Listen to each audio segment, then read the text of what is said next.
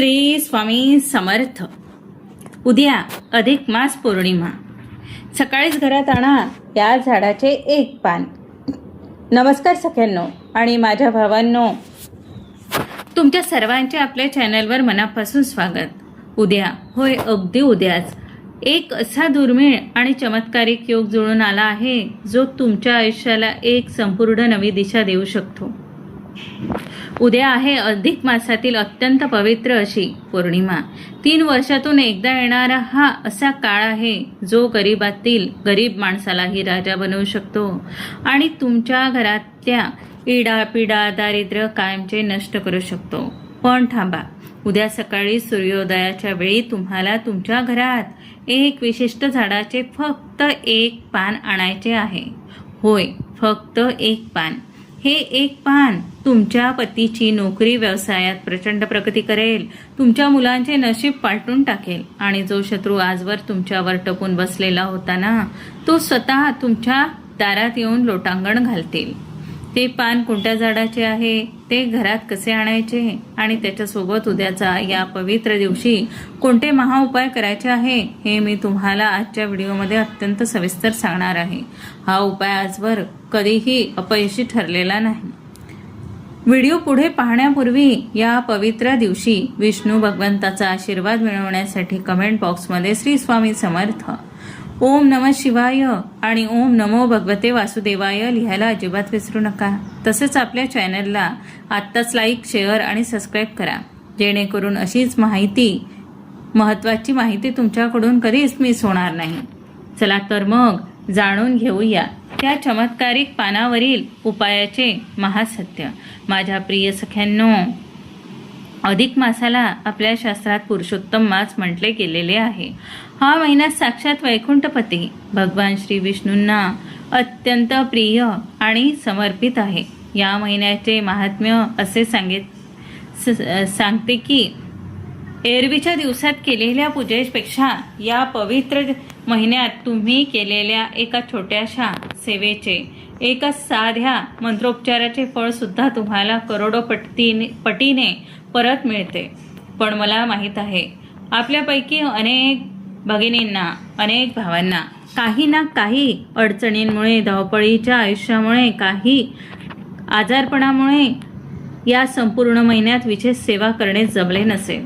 काही जणांना उपवास जमले नसतील, तर काहींना मंदिरात जाता आले नसेल. मग अशा वेळी मनात एक खंत राहते की अरे रे, इतका पवित्र महिना आला आणि माझ्याकडून काहीच सेवा झाली नाही. पण अजिबात काळजी करू नका. या संपूर्ण महिनाभरात जे पुण्य तुम्हाला कमावता आले नाही ना, ते उद्याच्या या एका दिवसात, होय उद्याच्या या अवघ्या काही तासात तुम्ही साध्य करू शकता. कारण उद्या केवळ पौर्णिमा नाही, तर ती अधिक मासाची सांगता करणारी महापौर्णिमा आहे. 3 वर्षाचा हा संपूर्ण सुवर्णकाळ उद्याच्या दिवशी एका सर्वोच्च बिंदूवर पोचणार आहे. आज अनेकांच्या घरात परिस्थिती खूप कठीण असते. नवरा रात्रंदिवस रक्ताचे पाणी करतो, पण त्याच्या कामाला यश मिळत नाही. पदरी फक्त निराशा पडते. डोळ्या देखत मुले अभ्यासात मागे पडत चालली आहे. त्यांचे मन एका जागी स्थिर राहत नाही. घरात पैसा तर येतो, पण तो कुठे जातो, कसा खर्च होतो याचा काहीच पत्ता लागत नाही. म्हणजेच घरात लक्ष्मी टिकत नाही. वरून घरात काही ना काही कारणाने सतत कटकटी, वादविवाद आणि मानसिक तणाव चालू असतात.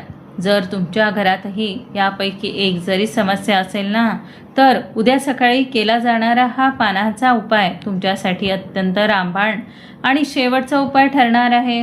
पण आता सगळ्यात मोठा प्रश्न, ते पान नक्की कशाचे आहे?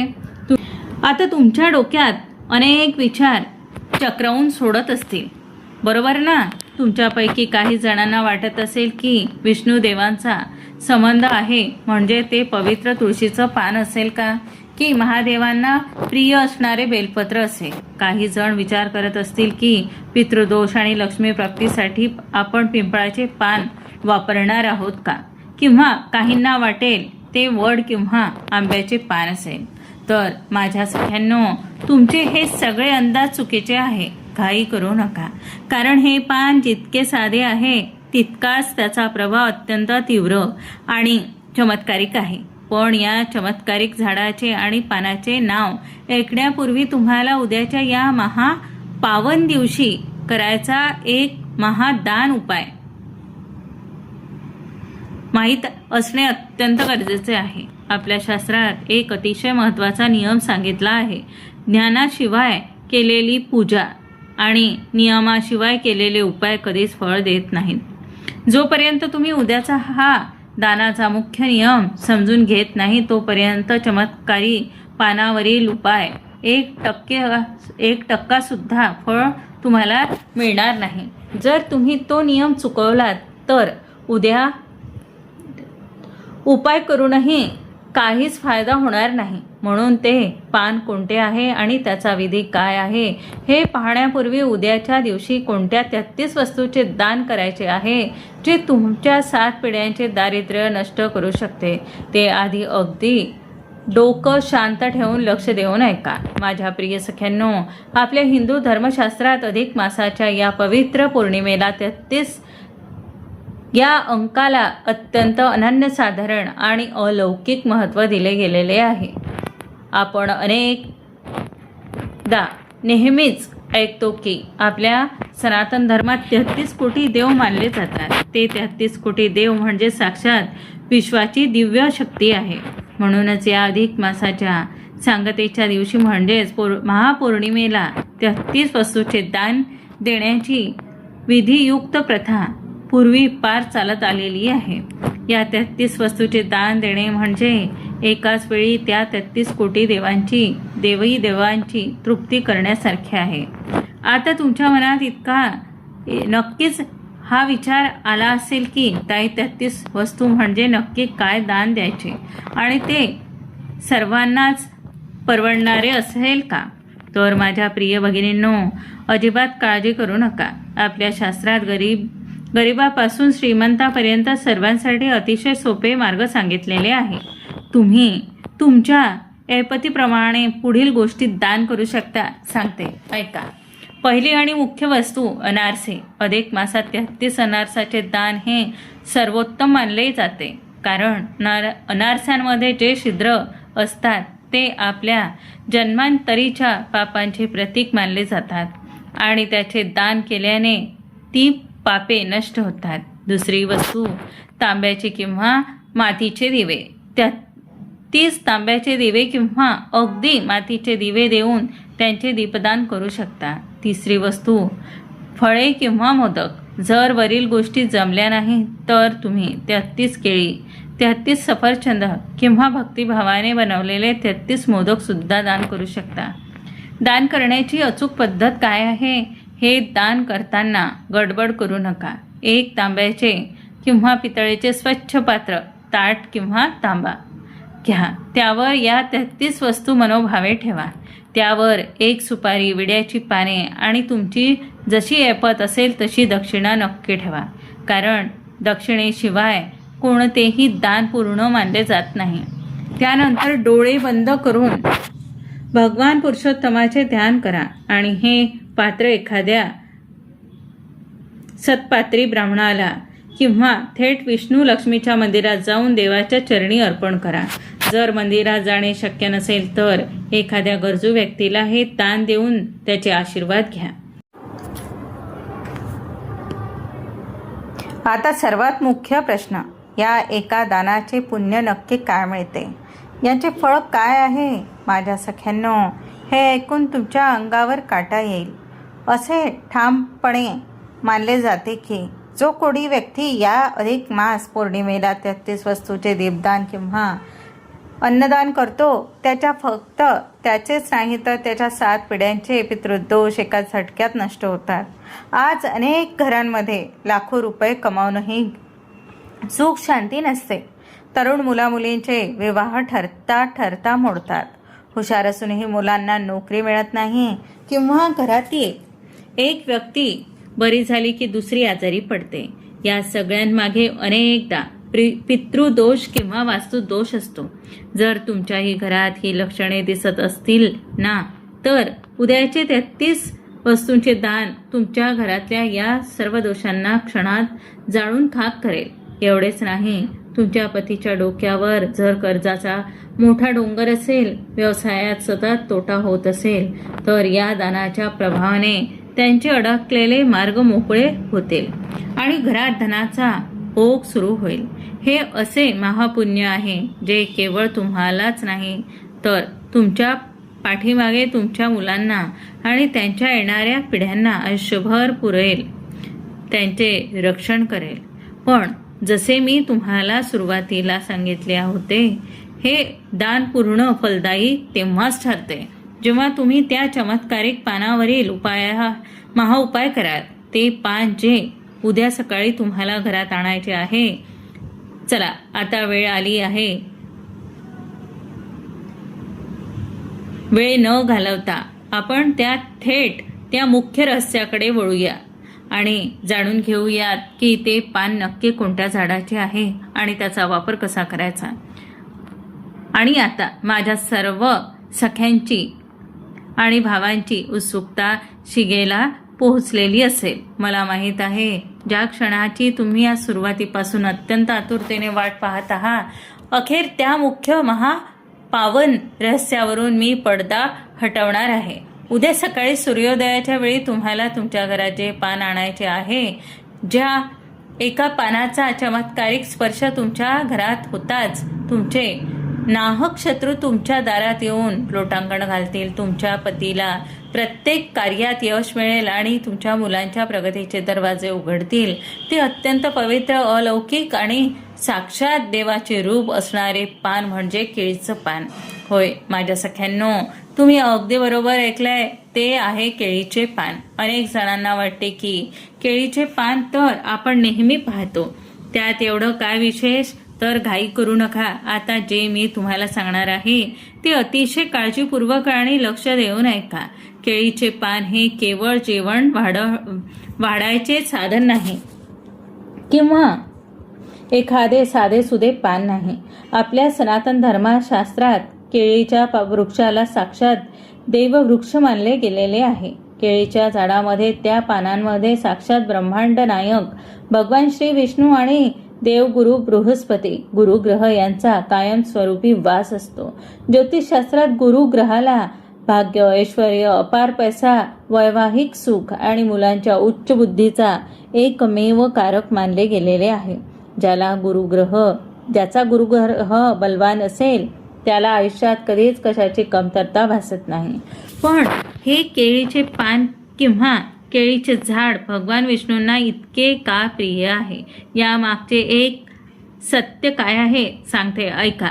आपल्या पुराणात याबद्दल एक अत्यंत सुंदर कथा आहे. असे मानले जाते की जेव्हा माता लक्ष्मी आणि भगवान विष्णू पृथ्वी लोकाचे कल्याण करण्यासाठी भ्रमण करत होते, तेव्हा माता लक्ष्मीला पृथ्वीवरील केळीचे वृक्ष अत्यंत आवडले. केळीच्या झाडाची शीतलता, त्याची पवित्रता पाहून माता लक्ष्मी तिथेच वास करू लागली. भगवान विष्णू हे लक्ष्मीपती आहे, त्यामुळे जिथे लक्ष्मी तिथे विष्णू असेलच.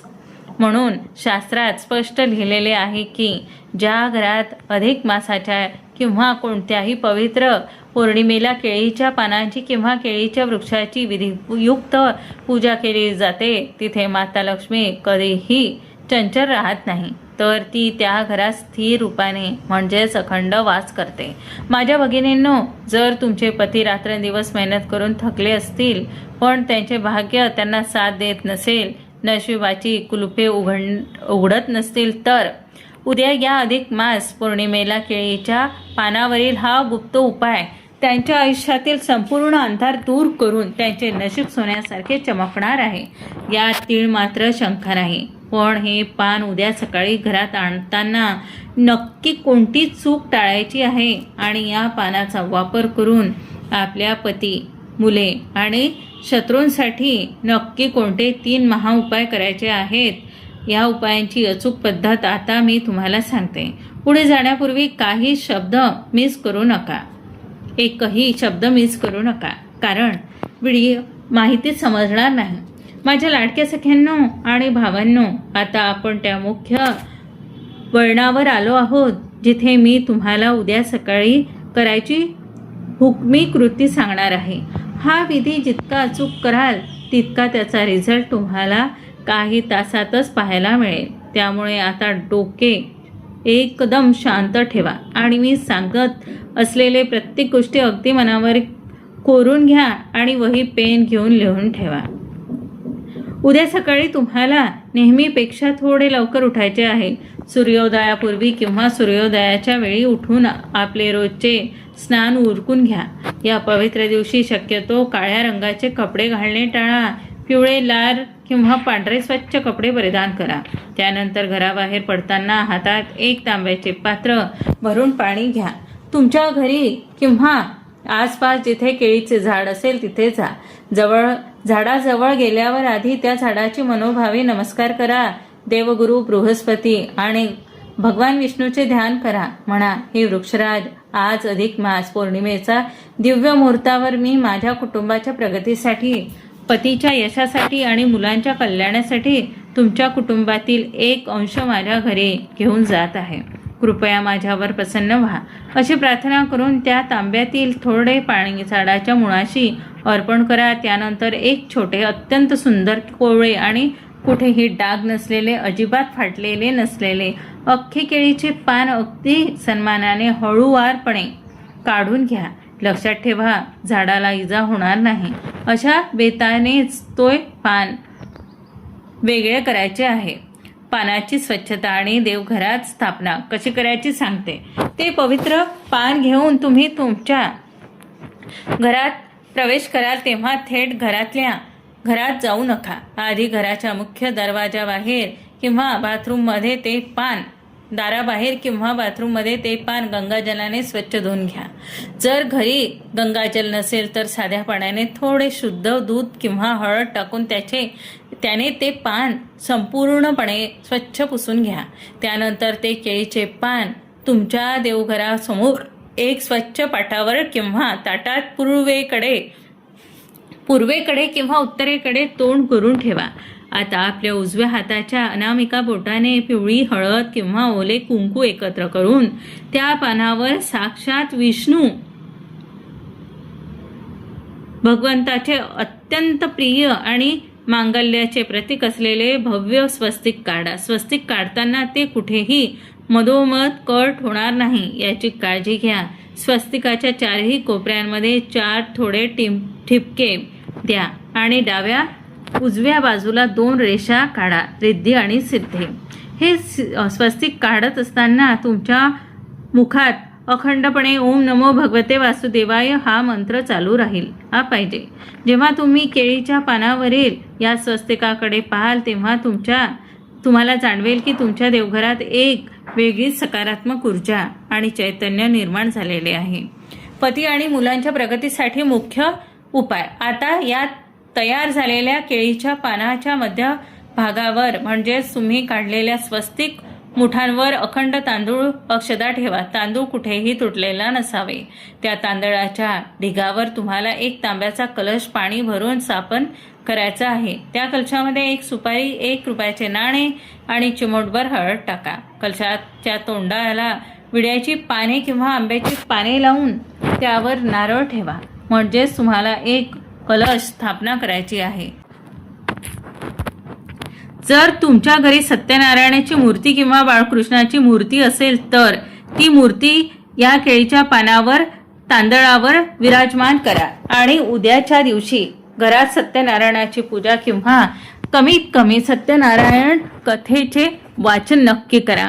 पौर्णिमेला सत्यनारायण का करावा? अधिक मासाच्या पौर्णिमेला केळीच्या पानाचा आधार घेऊन केलेल्या सत्यनारायण थेट भगवान विष्णूंच्या चरणी पोहोचतोच. ज्या घरात उद्या हा उपाय केला जाईल तिथल्या पतीच्या नोकरी व्यवसायात सर्व अडथळे दूर होतील. जर तुमचे मुलं अभ्यासात मागे असतील, त्याचे मन भटकत असेल तर उद्या पूजेनंतर या केळीच्या पानावरील तांदळाचे 2 दाणे त्याच्या अभ्यासाच्या पुस्तकात किंवा कंपास बॉक्समध्ये ठेवून द्या. देवगुरु बृहस्पतीच्या कृपेने त्यांची बुद्धी कुशाग्र होईल. शत्रू लोटांगण घालण्यासाठी गुप्त उपाय. आता ज्या भगिनी किंवा भाऊ शत्रूंच्या त्रासाने त्रस्त आहे, त्यांच्या पाठीमागे लोक कारस्थानी करतात, त्यांच्यासाठी एक अत्यंत प्रभावी तोडगा सांगते. उद्या संध्याकाळी प्रदोष काळात केळीच्या पानाचा एक छोटासा तुकडा वेगळा करा. त्यावर तुमच्या घरातील शुद्ध काजळाने त्या शत्रूचे नाव लिहा. जर शत्रूचे नाव माहीत नसेल तर तो गुप्त शत्रू असे लिहा. त्यावर एक अख्खी लवंग ठेवा. ते पान घट्ट दुमडून फोल्ड करून त्यावर काळा धागा गुंडाळा आणि ते तुमच्या घराच्या हद्दीबाहेर नेऊन कुठेही मातीत गाडून टाका आणि वाहत्या पाण्यात सोडून द्या. अधिक मासाच्या पौर्णिमेचा हा असा प्रभाव आहे की तो शत्रू तुमच्या आयुष्यातून कायमचा दूर होईल आणि कधीही तुमच्या वाटेला जाण्याची हिंमत करणार नाही. मला पूर्ण विश्वास आहे की भगवान विष्णू आणि माता लक्ष्मी तुमच्या सर्व इच्छा पूर्ण नक्की करतील. जाता जाता पुन्हा एकदा आठवण करून देते, जर तुम्हाला हा व्हिडिओ मनापासून आवडला असेल आणि माहिती सत्य वाटली असेल तर व्हिडिओला आत्ताच एक लाईक करा. तुमच्या नातेवाईकांना आणि मित्रपरिवाराला शेअर करा, जेणेकरून त्यांचेही कल्याण होईल. आणि हो, चॅनलला सबस्क्राईब करायला विसरू नका. चला तर मग कमेंट बॉक्समध्ये संपूर्ण श्रद्धेने लिहा, श्री स्वामी समर्थ. ओम नमः शिवाय आणि ओम नमो भगवते वासुदेवाय. पुन्हा भेटूया एका नवीन आणि अत्यंत प्रभावशाली माहितीसह. तोपर्यंत धन्यवाद. भगवान तुम्हा सर्वांना सुखी ठेवो हीच इच्छा. श्री स्वामी समर्थ.